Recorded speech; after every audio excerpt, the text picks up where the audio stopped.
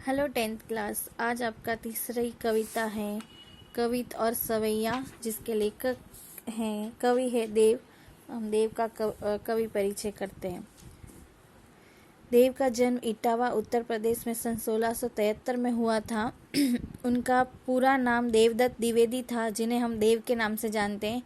देव के अनेक आश्रयदाताओं में औरंगजेब के पुत्र आजम शाह भी थे, परंतु देव को सबसे अधिक संतोष और सम्मान उनकी कविता के गुणग्राही आश्रयदाता भोगीलाल से प्राप्त हुआ।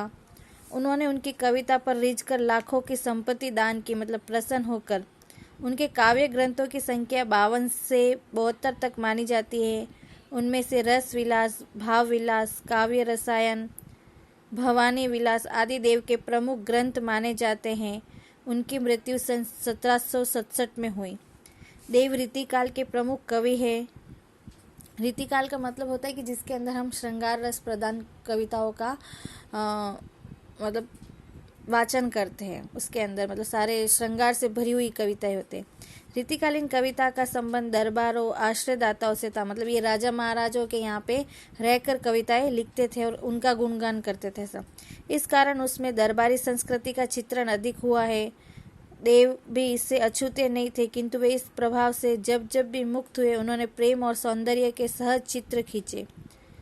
आलंकारिकता और श्रृंगारिकता उनके काव्य की प्रमुख विशेषता है। मतलब उनके काव्य के अंदर अलंकारों का भी प्रयोग होता है और श्रृंगार रस भी भरपूर भरा होता है। भले ही वो किसी के मतलब आश्रय में थे, मतलब किसी राज दरबार में थे, लेकिन जब जब उनको मौका मिलता तब वो प्रकृति के बारे में या प्रेम के बारे में लिखते रहते थे। शब्दों की आवर्ती के जरिए नया सौंदर्य पैदा करके उन्होंने सुंदर ध्वनि चित्र प्रस्तुत किए हैं। यहाँ संकलित कवित सवैयों में एक और जहाँ रूप सौंदर्य का अलंकारिक चित्रण देखने को मिलता है, वहीं दूसरी ओर प्रेम और प्रकृति के प्रति कवि के भावों की अंतरंग अभिव्यक्ति भी हुई है। पहले सवैये में कृष्ण के राजसी रूप सौंदर्य का वर्णन है, जिसमें उस युग का सामंती वैभव झलकता है। दूसरे कवित में बसंत को बालक के रूप में दिखाकर प्रकृति के साथ एक रागात्मक संबंध की अभिव्यक्ति हुई है। तीसरे कविता में पूर्णिमा की रात में चांद तारों से भरे आकाश की आभा का वर्णन है।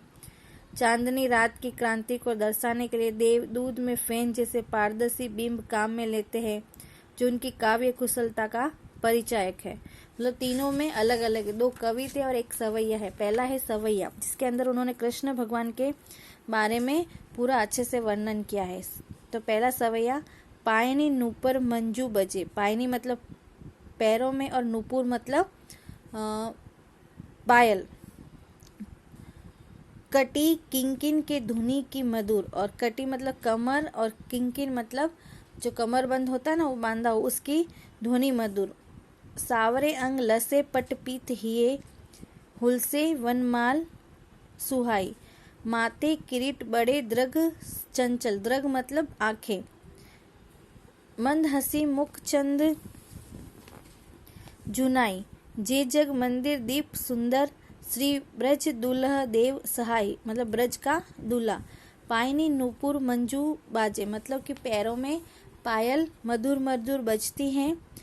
कटी किंकनी के धुनी की मदद, और जब वो चलते हैं तो जो कमरबंद है उनकी ध्वनि भी बहुत ज़्यादा मधुर है। मतलब इसमें पूरा का पूरा कृष्ण भगवान के रूप सौंदर्य का वर्णन किया गया। मतलब कृष्ण भगवान किस तरीके से रहते थे, जब चलते थे कि क्या पहनते थे, किस तरीके से मतलब उनकी आवाज़ आती थी, उसके बारे में कवि देव ने इसमें बताया गया है कि कृष्ण भगवान के पैरों में पायल है जो बज रहे हैं, और कमर में कमरबंद बना है, उसकी भी ध्वनि बहुत ही ज़्यादा मधुर है। सावरे अंग लसे पटपीत। उनके जो भगवान जी का अंग है वो सावले रंग का है, लेकिन उसके ऊपर पीले कलर के वस्त्र पहने हुए। सावरे अंग लसे पटपीत मतलब सावले शरीर पर पीले रंग के वस्त्र पहने हुए। ये हुलसे वनमाल सुहाई, और उनके गले में वनमाला डाली हुई है। माथे किरीट बड़े, और माथे पर बड़ा सा मुकुट है। दृग चंचल मंद हसी मुख चंद जुनाई, और उनकी जो आंखें हैं वो बड़ी बड़ी, वो बहुत ही चंचल है, और उनकी हंसी ऐसी है कि जैसे चंद्रमा चमक रहे ना, ऐसे उनका मुख चमक रहा है हंसी के कारण। जे जग मंदिर दीपक सुंदर, श्री ब्रज दूल देव सहाय, मतलब हे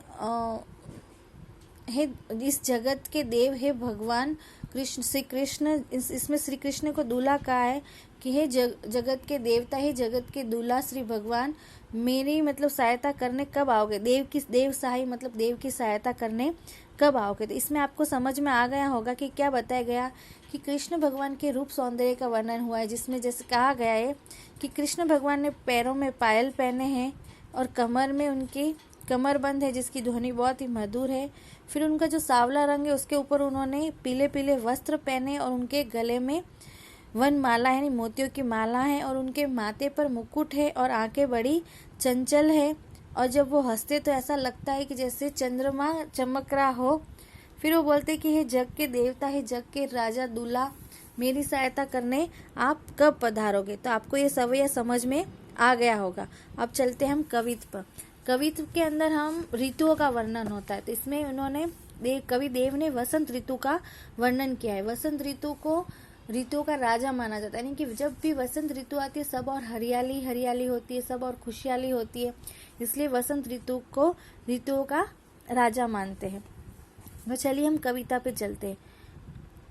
डार द्रुम पलना बिछौना नव पल्लव के, डार द्रुम मतलब पेड़ पौधों की डालों पर, सुमन झिंगुला सोहे तन चौ भारी दे, झिंगुला मतलब जो जबला होता है ना छोटे बच्चों को पहनाने वाला है वो, पवन झुलावे केकी कीर बतरावे देव, कोकिल हलावे हुलसावे कर तारी दे, पूरित पराग सो उतारो करे राई नोन, कंज कली नायिका लतान सिर सारी दे, मदन महिप जू को बालक बसंत ताही, प्रात ही जगावत गुलाब चटकारी दे।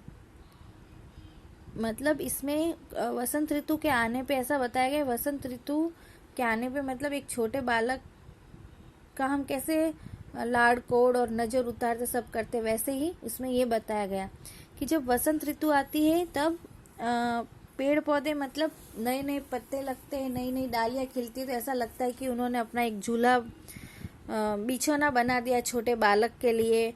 फिर उसको मतलब नए नए कपड़े यानी कि नए सब पूरे हरियाली होती है तो उसको नए नए कपड़े पहना लिए उसके शरीर पर, जैसे हम छोटे बच्चे को पहनाते हैं ना वैसे।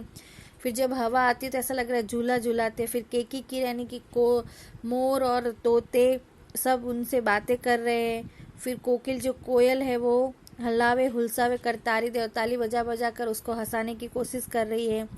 पूरी पराग सो उतारो कर राई नौन, कंजकली नायिका लतान सिर सारी दे, जैसे कि कंजकली यानी कि जो लताएं है वो ऐसा लग रहा है साड़ी पहनकर पराग के माध्यम से उस बालक का नजर उतार रही, जो आजकल घरों में औरतें उतारते हैं छोटे बालक होने पे, वैसे ही।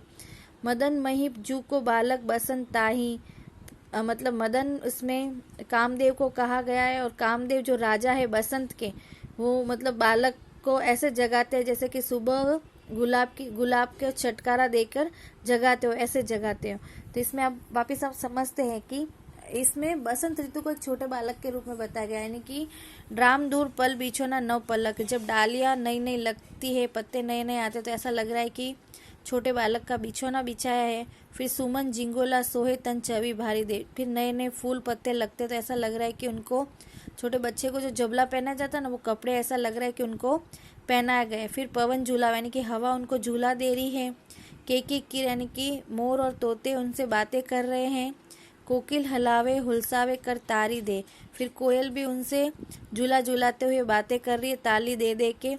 पूरित पराग से उतारो कर राई नौन, कंज कली नायिका लतान सिर सारी दे, मतलब जो कलिया है वो सिर पर साड़ी ओढ़कर ऐसा लग रहा है कि उस वसंत ऋतु बालक की नज़र उतार रही है, जो आजकल हम लोग भी करते छोटा बच्चे होने पे। मदन महिप जू को बालक बसंत ताही, प्रात ही जगावत गुलाब चटकारी दे, और जो मदन जो यानी कि कामदेव राजा है वो बालक को ऐसे जगाते हैं कि जैसे सुबह गुलाब की चटकारी दे के, यानी कि एक सब गुलाब ऐसा टच कराकर उनको जगाते हैं। तो आपको ये भी कविता भी समझ में आ गया होगा। आगे चलते तीसरा कविता, इसके अंदर है ना चंद्रमा का वर्णन किया गया है। फटकी सिलानी सो सुधारे सुधा मंदिर, मतलब जो चंद्रमा है वो ऐसा लगता है कि अमृत के समान है। उदिदी ददी को सो अधिकाई उमंगे उद्म, जब वह उदय होता है तो ऐसा लगता है कि सब और दही के समान है। बाहर ते भीतर लो भीति न दिखाई दे, बाहर और भीतर सब एक समान ही दिखता है। दूध को सो फैन फैलायो आंगन फर्शबंद, ऐसा लगता है कि जब चंद्रमा जब आते हैं तो ऐसा लग रहा है कि पूरे आंगन में क्या फैला रखा है, दूध ही दूध फैला रखा है। तारा सी तरुणी थामे ठांडी झिलमिल होती, मोतीन की ज्योति मिलियो मलिका मकरंद, और ऐसे जो तारे हैं वो झिलमिलाते, ऐसा लगता है कि जैसे मोतियों की माला किसी को पहना रखी है।